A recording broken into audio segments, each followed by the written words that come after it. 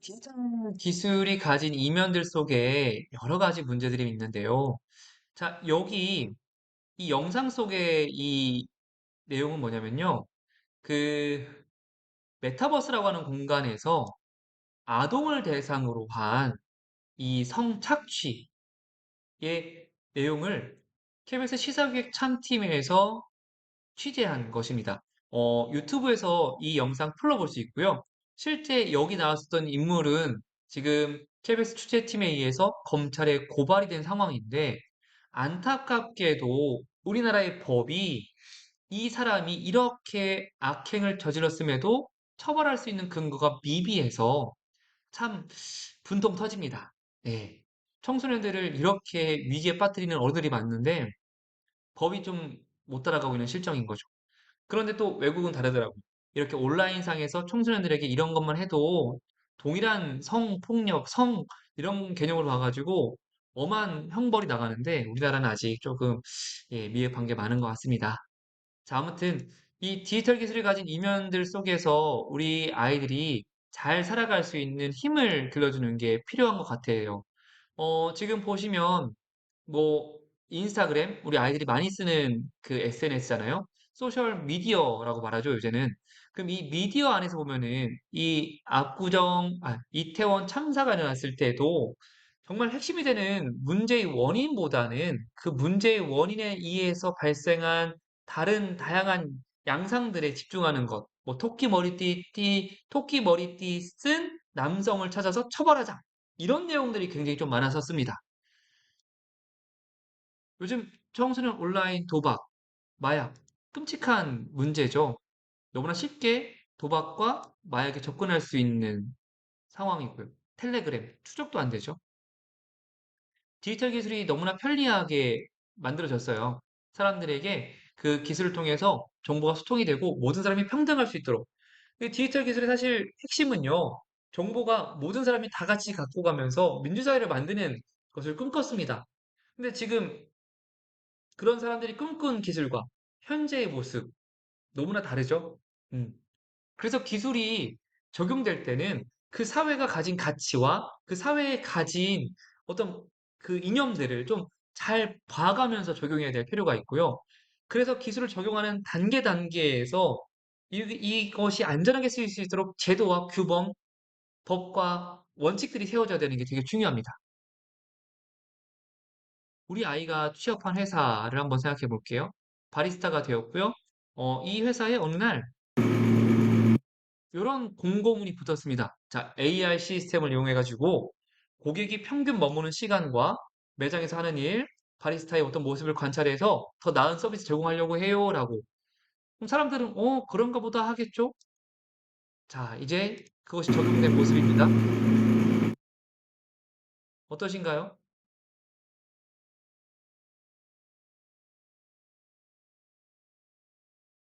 자, 여기 앞에 녹색 화면은요. 고객들이 머무는 시간이겠죠? 파란색 직원들의 모습이죠.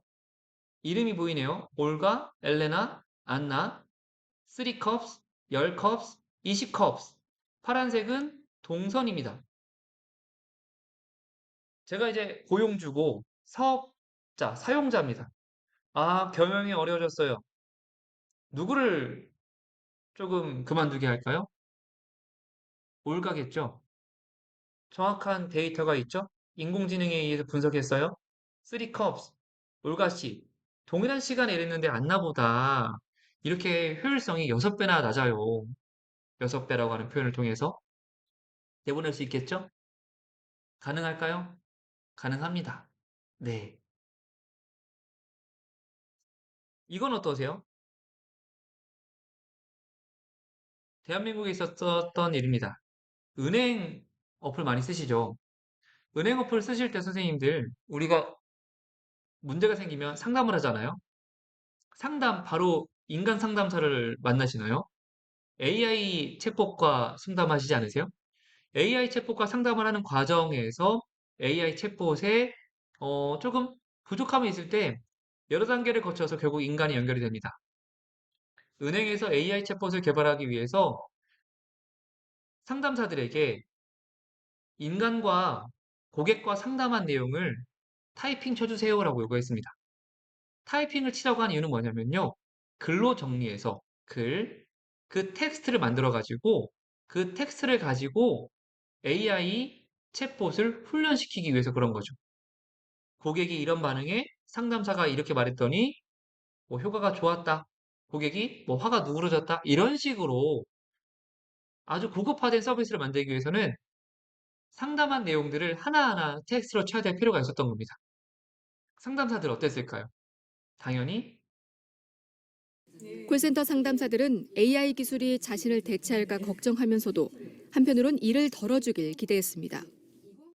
이런 기대를 가지고 당연히 했었겠죠. 근데 결국 어떻게 됐을까요? 네, 바로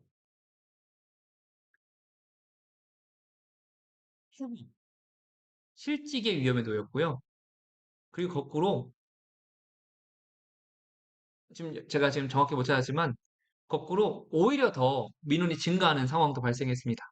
너무나 AI 챗봇 기술이 사람의 말과 소통이 안 됐기 때문에 그렇죠. 그러니까 무조건 기술을 쓰는 게 다 좋은 것은 아닙니다. 그리고 기술이 쓰이는 현장에서는 사용자들은 콜센터 더 많은 이익을 상담사들은 내기 위해서 AI 결국 기술이 인간 노동자를 내보낼 수밖에 없습니다. 우리 사회를 지배하고 있는 가장 큰 무서움이죠. 신자유주의, 자본주의가 우리 사회를 지배하고 있는데 물질만능주의를 이렇게 계속 만들어가고 있는데 이러한 논리가 지금 학교 교육에 녹아나고 있는데 어떻게 우리가 교육을 내야 될까요? 해야 될까요? 이 부분을 충분히 교사들인 우리가 고민하지 않으면 똑같은 그냥 이 시스템, 이 사회의 한 부품으로서 대체될 사람을 기르는 것밖에 되지 않습니다. 그래서 우리는 교실에 정말 중요한 핵심적인 가치들을 녹여낼 수 있는 방법들에 대해서 그 고민을 하셔야 될 것 같아요. 여기 지금 제가 주로 사용하는 어플들의 모습입니다. 티맵이고요. 주로 보는 유튜브고요. 카카오톡에서 제공되는 GPT, 카카오톡은 아니고 카카오톡 채널을 통해서 쓸 수 있는 GPT 서비스입니다. 자, 여기 티맵을 보면 빠른 길을 안내하는 서비스가 있습니다. 근데 티맵이 만약에 이제 사용자가 운전하는 사는 사람들 100명 중에 90명이 모두 티맵을 쓰고요. 그 90명들 중에서 이제 티맵이 유료 서비스를 한다고 이제 이야기를 했습니다. 그러면 유료 서비스는 뭐냐? 무료 서비스를 쓰는 사람보다 조금 더 빠른 길을 안내하는 정도야 라고 이렇게 티맵이 설명을 했다고 해요. 제가 가입을 했어요. 이동수가 혼자 유료 서비스 쓰고요. 선생님들은 다 무료 서비스 쓴다고 한번 가정해 볼게요. 자, 그러면은 티맵이 만약에 우리가 퇴근 시간이 비슷하고 비슷한 장소에서 출발한다고 했을 때 유료 서비스를 쓰는 사람들은 좀 빠른 길을 안내하기 위해서 무료 서비스를 쓰는 사람들을 한 군데 길로 몰아간다면 내비를 쓰는 여러분들은 혹시 내비에서 알려준 길을 의심해 본 적 있으세요? 왼쪽으로 가야지. 네가 오른쪽? 오케이, 난 직진할 거야. 안 그러시잖아요. 대부분 기술을 신뢰하고 믿습니다. 이게 기술의 의존성이고 사실 좀 무서운 내용인데 갑자기 시리가 또 말을 하네요, 옆에서. 그래서 우리가 사실 이 기술을 굉장히 잘 봐야 돼요. 저는 이것도 되게 무서운 내용인 것 같아요. 티맵이 다양한 형태로 뭐 배달의 민족이나 다른 기업과 콜라보레이션을 할 수도 있죠. 선생님들이 퇴근 시간에 지나갈 때 평소에 가지 않는 길로 안내가 되고 마침 그 길에 파리바게트 같은 것들이 만약에 있다면 배고픈데 큰 사거리 앞에 딱 파리바게트? 어머나 배달의 민족에서 쿠폰 찍! 이게 바로 기업들이 돈을 버는 방식입니다. 개인의 데이터를 기반으로 해가지고 돈을 벌어가는 방식이죠. 옆에 있는 광고에 사용되는 정보는 바로 구글이 저의 정보를 추측한 겁니다. 제가 구글 회원가입할 때 넣지 않은 정보들입니다. 선생님들, 구글 개인 계정 관리, 구글 계정 관리라고 하는 메뉴에 들어가신 다음에요. 거기에 데이터 및 개인정보 보안이라고 하는 메뉴가 있고요. 그 아래 좀만 내려다 보시면 맞춤 광고 센터가 있습니다. 맞춤 광고 센터. 자, 이 아마 다들 사용한다고 체크되어 있으실 거예요. 근데 사용한다고 체크하셨나요? 아니죠. 구글은 선생님들이 이미 회원 가입을 하시고, 그러니까, 아니, 구글이라고 하는 것은 이미 여러분들이 알게 모르게 이미 다 동의를 눌러놓은 상태입니다. 그래서 여러분들이 쓰는 유튜브에서의 그 엄지손가락을 하는 모든 동작 하나하나, 댓글 단 거 다 보고 있고 관리하고 있죠. 그거에 기반해서 그 사람이 어떤 사람인지를 추측하고, 인공지능으로 추측하고요. 추측한 정보에 기반해서 이 사람에게 필요한 광고를 인공지능이 맞춰서 보내주는 방식입니다. 그래서 구글은 돈을 법니다. 구글이 버는 1년의 총 수익 중에 90% 이상이 광고 수익입니다. 이만큼 우리의 데이터가 다른 사람들의 배를 불리는 데 쓰이고 있는데 정작 우리는 이거를 모르고 있는 실상이죠. 챗GPT. 아름다운 여성을 그려달라고 했습니다. 아름다운 여성을 그려줬는데 그림이 낯뜨겁고 굉장히 불편하고 그렇습니다. 우리가 생각한 아름다운 여성의 모습과 같지 않습니다. 그런데 문제는요, 우리는 성인이어서 이 그림을 판단하고 볼 수가 있는데, 어린아이들, 이제 막 세상에서 눈을 뜨는 아이들이 이러한 그림들에 많이 노출이 되기 시작한다면, 아름다운 여성을 어떻게 생각할까요? 왜 AI는 아름다운 여성을 이렇게 표현했을까요? 이 AI는 무엇을 학습했을까요? 이 AI가 학습한 데이터는 과연 옳을까요? AI가 학습할 수 있는 데이터에 대한 데이터 세트, 데이터 모음에 대한 규제는 없었을까요? 이게 계속 우리가 던져야 되는 질문이죠. 그리고 발생하는 문제들이 이런 겁니다. 확증, 편향, 보고 싶은 것만 보게 하고, 내게 날라오는 광고만 계속 보고, 잘못된 정보에 노출되고, 내 개인정보, 나의 데이터가 무분별하게 쓰이고, 그래서 사실 온라인상에서 제가 생성형 AI로 아름다운 여자 고등학생을 그려줘라고 했을 때, 이렇게 나온 모습들입니다. 본모습만 이렇게 표현이 되고 있고요. 구글에서 검색창에다가 여자 고등학생을 쳐도 굉장히 선정적이고 낯뜨거운 장면들이 많이 나옵니다. 그만큼 이 디지털 기술이 세상이 추구하는 가치를 담아내지 못하고 있고요. 돈을 버는 기업들은 이렇게 말하죠. 우리는 의도하지 않았다.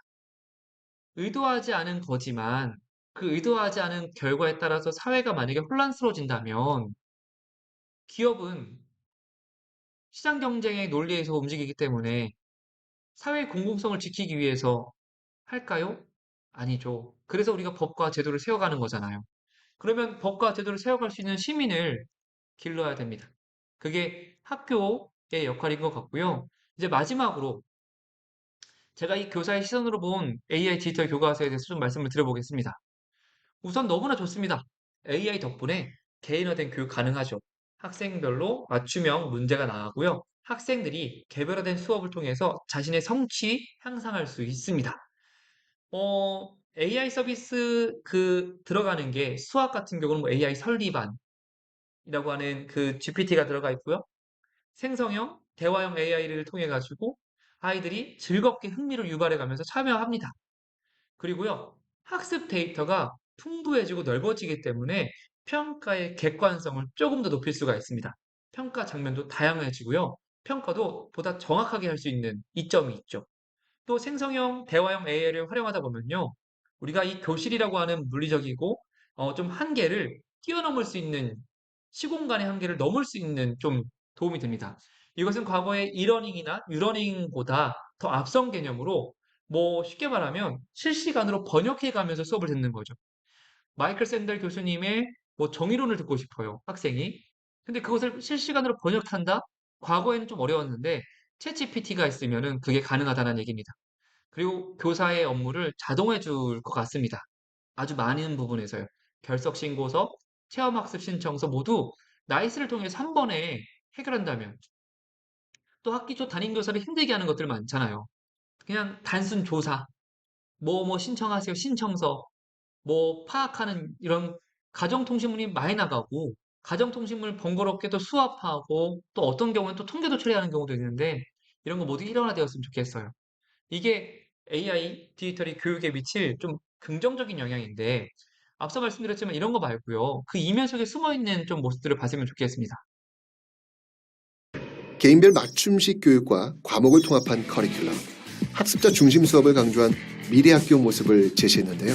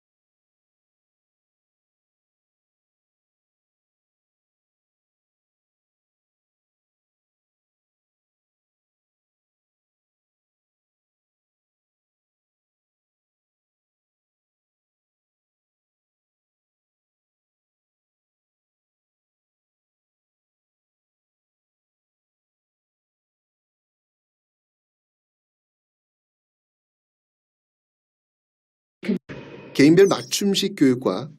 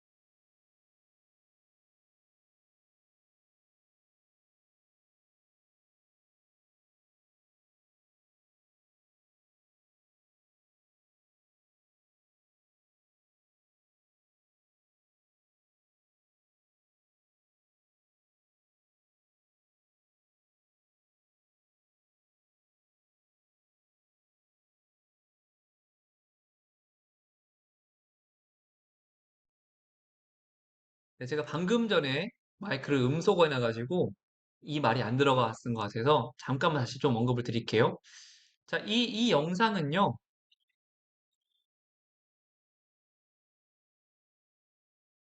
이 세 가지 키워드 지금 우리 AI 디지털 교육하는 정책에 많이 들어가는 말이고요. 이 영상은요, 2006년도에 마이크로소프트사가 재정을 지원해서 미국에 지은 필라델피아의 미래학교의 실패 사례를 담은 영상입니다. 학생 개인별로 디바이스, 노트북을 줬고요. 전자칠판, 움직이는 교실, 뭐 이렇게 엄청 돈을 들여서 꾸며놨는데 결국은 망했다. 실패했다. 이유는 뭐냐? 프로젝트를 이해하고 주도하는 기초 지식이 전혀 없었다. 그러면은 AI 교과서 우리 한번 고민해 봅시다. 이렇게 AI 교과서가 바로바로 즉각적인 답을 주는 게 정말 교육적인 맥락과 의미에 맞을까요? 그렇게 생각하시나요? 아이들이 풀어내는 과정에서 느끼는 어려움이 있어요. 문제가 풀리지 않아요. 그러면은 바로 답을 줘야 될까요? 선생님들 어떻게 하셨어요?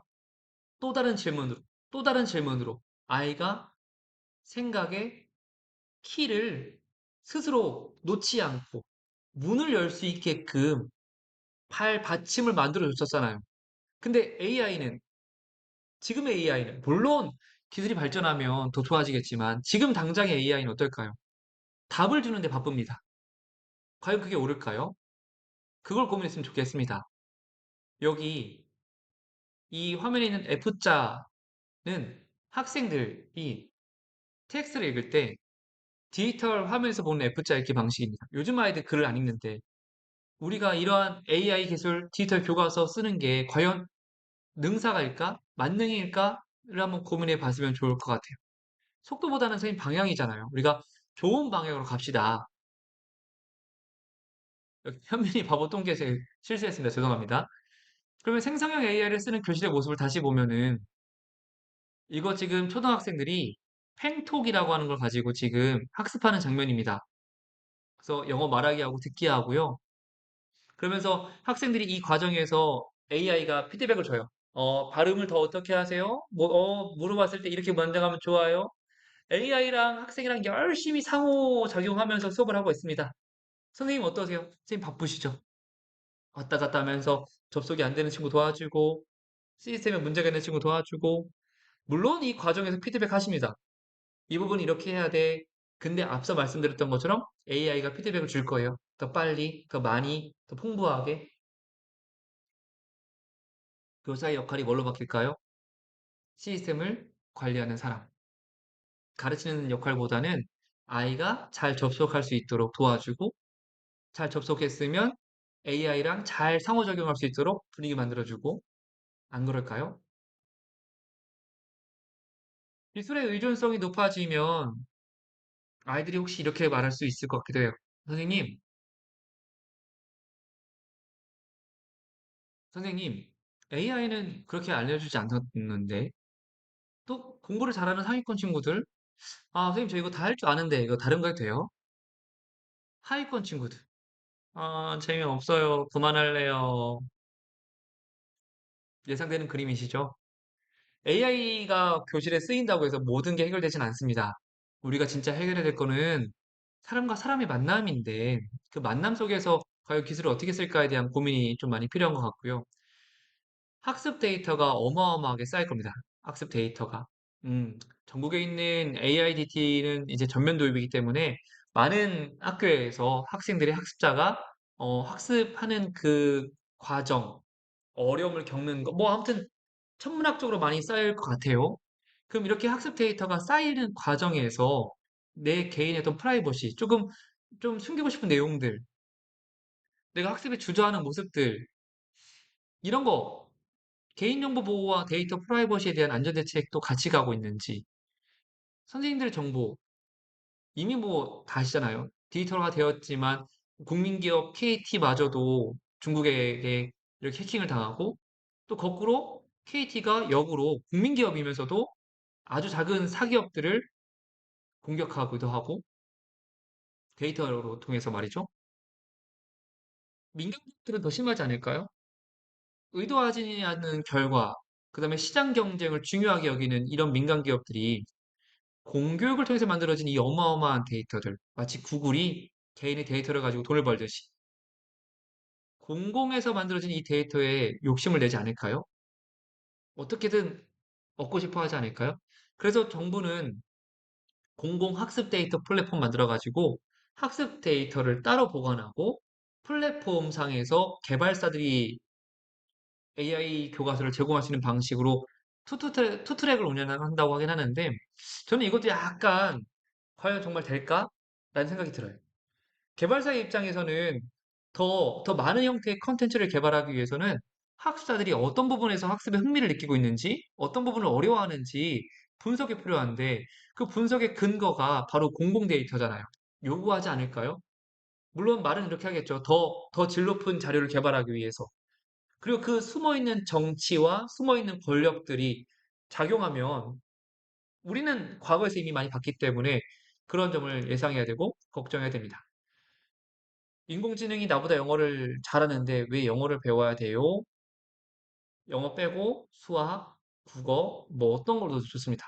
다 잘하죠, 인공지능이. 선생님 어떻게 답변하실 거예요? 여기 영재발굴단에 있는 한 사례인데요. 유튜브에서 한번 보시면 좋을 것 같아요. 이 어린 친구가요, 군함도 그 강제징용의 그 아픈 역사를 외국인들에게 알리기 위해서 영어 공부를 스스로 했습니다. 두메산골, 강원도 두메산골에 살고 있는 이 소녀가요. 소년이요. 영어 교육의, 아니, 그냥 일반적인 교육의 목적이 이렇게 바뀌어야 되지 않을까 싶습니다. 학생들이 꿈과 호기심을 가질 때, 그리고 그걸 통해서 지식이 만들어지는데, 그 지식의 영역이 바로 인문과 과학인 것 같아요. 그러면은 이 분야에서 내가 계속 호기심을 잃지 않고 꿈을 키워가면서 지식을 습득하다 보면은 자연스럽게 본인이 해야 되는, 본인이 가야 되는 영역들이 보일 거고요. 그 영역에서 도전하고, 도전을 통해서 가치를 발견하는 것이 저는 역량이라고 생각합니다. 지식과 지식이 더해져서 새로운 역량을 만들어내는, 문제를 스스로 만들어내고 이야기를 만들어내고 상상할 수 있는 힘을 길러주는 교육. 근데 그 상상과 이야기를 만들어내고 이런 것들이 더 좋은 사회를 가는 지향하는 방향의 이야기였으면 좋겠고요.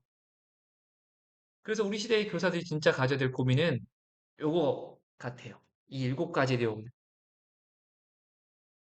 기술이 윤리적으로 안전하게 쓰일 수 있는 교육 환경을 만들고 기술에 너무 의존하지 않으면서 학습자가 스스로 자신의 학습을 이끌어 나갈 수 있는 자기 주도성을 가지면서 데이터나 개인 정보들이 안전하게 보호할 수 있는 시스템을 구축하고 그걸 통해서 지속 가능한 기술과 교육의 통합이 된 사회 교육의 모습입니다. 인문적 가치는 기술이라는 손과 발에 움직일 수 있고요. 기술은 인문적 가치라는 밝은 지혜에 의해서 인도되어야만 한다가 핵심입니다. 이 메시지를 전달하기 위해서 위에 다양한 사례들을 좀 제시해 봤습니다. 한번 천천히 고민해 보셨으면 좋겠습니다. 앞으로 인간이 잘하는 것과 인공지능이 잘하는 것은 확연히 갈라질 거고요. 과거 사례를 보면은 산업화가 일어나고 모든 것을 기계가 대체했습니다. 인공지능이 발전하면 당연히 인간의 지능도 대체가 될 거고요. 지능 자동화가 일어날 겁니다. 그럼 과연 사람이 잘하는 게 뭘까? 맥킨지 보고서의 이 문장이 되게 눈에 들어왔습니다. 사람과 사람의 연결성을 만들어내는 일. 우리 교사의 일이 그런 것 같아요. 더불어 살아가는 사회를 만들기 위해서 사람과 사람의 연결성을 만들어내는 일. 사회적인 행동, 사회적인 기술을 가지고 아이들이 배움을 즐겁게 참여할 수 있도록 만들어가는 것. 이게 우리 교사의 역할인 것 같습니다. 이게 교육의 본질인 것 같고요. 앞으로 더 많은 교육 정책이 학교 현장을 흔들 거고요. 선생님들을 어렵게 할 수도 있습니다. 그런데 우리가 잃지 말아야 되는 것, 그럼에도 불구하고 우리가 계속 가야 되는 것은 뭐냐면 교사의 역할, 본분, 더 좋은 사회를 만들기 위해서 이런 지금 제가 화면에 나열한 것 말고도 여러 가지가 있을 건데 그러한 것들을 할 수 있는 사람을 길러내는 게 전 제일 중요한 것 같고요. 저도 지금 그렇게 하려고 노력을 계속 해 나가고 있습니다. 이런 것들이 평가의 장면, 수업의 장면, 교육 과정을 운영하는 장면에서 나타나야 되고요. 저는 이게 사회 정서적 역량이라고 생각합니다. 그리고 더 나아가서 코로나19 이전부터 문제가 되었던 잠자는 교실, 무기력한 학습자들이 일어날 수 있도록, 깰 수 있도록 회복 탄력성을 키워주는 것도 중요하죠.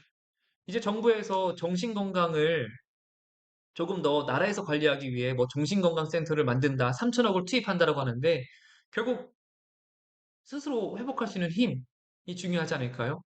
회복력의 뿌리는 다른 사람이 자기를 이해해주는 느낌, 그리고 애정이 넘치고 상냥하고 침착한 다른 사람의 마음에 자기가 자리한다는 느낌에서 찾아볼 수 있다. 어떤 말인지 아시겠죠? 우리가 서로 끈끈하게 연결되어 있다. 그러한 것을 학교에서 같이 만들어가는 선생님들과 제가 됐으면 좋겠습니다. 아무쪼록 긴 강의를 잘 들어줘서 감사하고요. 자, 이 내용을 가지고 더 많은 이야기들을 앞으로 또 만들어 보겠습니다. 이상 이동수였고요. 이 강의는 아까 말씀드렸던 bit.ly/동수 주소창에 입력해 주십시오. 그러면 이 강의와 강의 자료를 또 보실 수가 있습니다. 네, 감사합니다.